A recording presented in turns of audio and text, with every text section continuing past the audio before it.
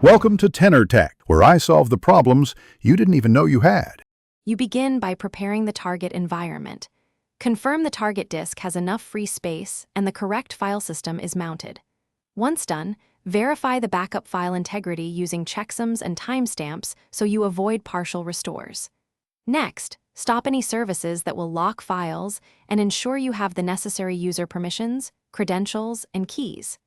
Now that prerequisites are met, start the restore tool with a dry run option to preview actions before committing to changes. You execute the core restore by first running the tool in dry run to confirm planned operations, then run the real restore while piping output to a log file so you can audit steps. Make sure to apply incremental changes in chronological order, oldest to newest, to reconstruct state correctly. While the process runs, monitor logs in system I/O. If you see checksum mismatches or permission errors, pause and resolve them rather than forcing a continuation. This prevents corruption and speeds diagnosis.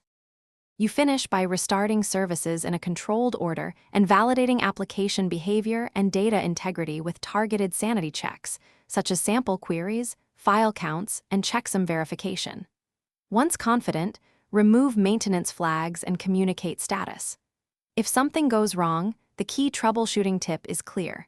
Inspect the restore logs and system permission errors first, then rerun only the failed file sets or database transactions rather than the entire job.